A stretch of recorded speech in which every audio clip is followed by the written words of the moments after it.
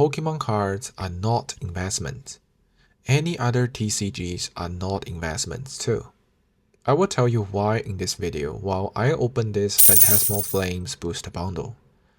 After watching this video, you will have an idea of what's happening to the market right now, and you can decide what to do next. After collecting Pokemon cards and other cards like One Piece and Gundam for 4 months now, I can tell you right away, this is not an investment market. But why is the price keep going up? People would say it's based on demand and supply. Once a set stops printing, you can only buy from other collectors or shops with a higher price. It is somehow true, but let me tell you the real reason. TCG is a purely emotion-driven market. What does that mean? It means the prices you see are purely the accumulation of human emotions. Joy, FOMO, which stands for fear of missing out, nostalgia, people like me who want to fulfill childhood dreams, and outright gambling. Some of my followers may know I'm a full-time professional stock trader, so I understand market emotions very well. I will demonstrate it in 3 perspectives in this video. Once you understand these, you will immediately see why even elite financial professionals can rush into this market and completely lose their pants. I know a lot of you are panicking right now. You are watching card prices shoot straight to the moon.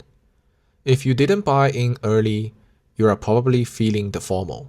But you are also terrified of holding the bag when the market inevitably crashes.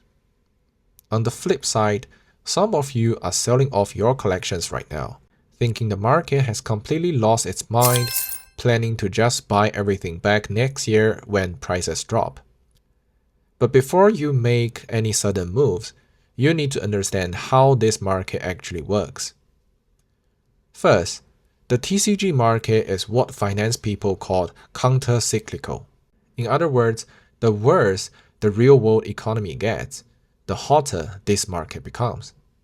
When people are struggling in real life, they don't stop spending.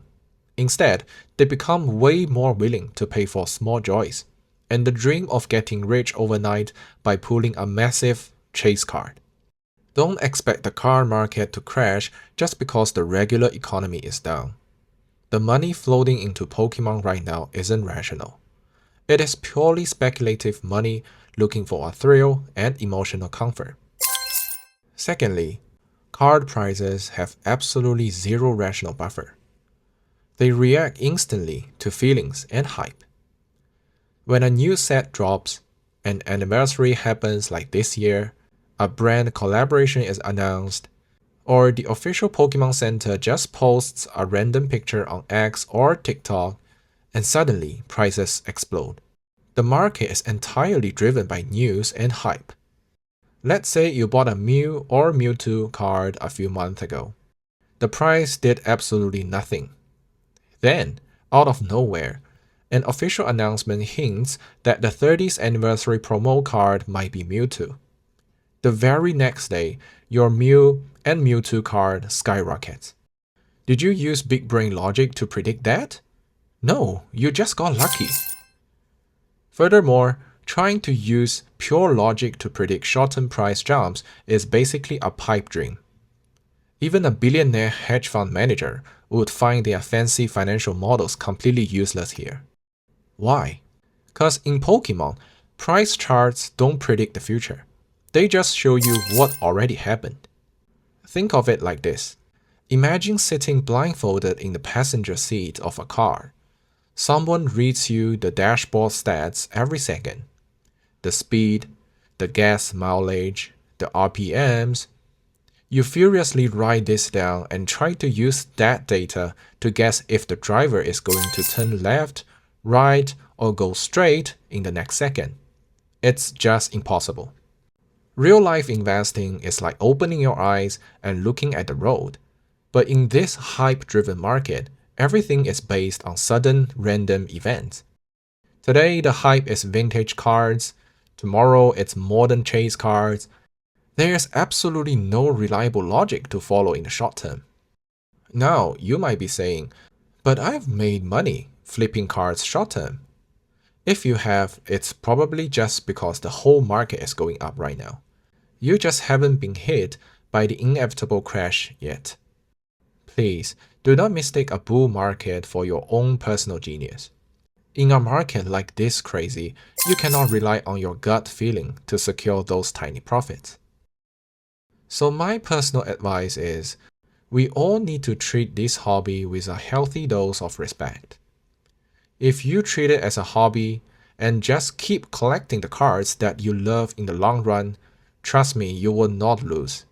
But if you are only here to look for short-term profits or purely gambling on getting a hot chase, graded it and sell it for a profit, you will 99% lose your pants in the long run. The TCG market is mostly a zero-sum game. 10 to 20% of the people are taking money directly out of the pockets of the other 80 to 90%.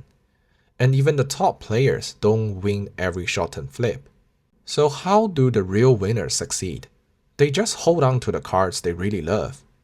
By simply refusing to overtrade, refusing to panic sell, and refusing to chase the massive highs, you are already beating 90% of the other players. Just look at the name itself. It's called trading card game, meant for trading, not investment. That's two completely different things.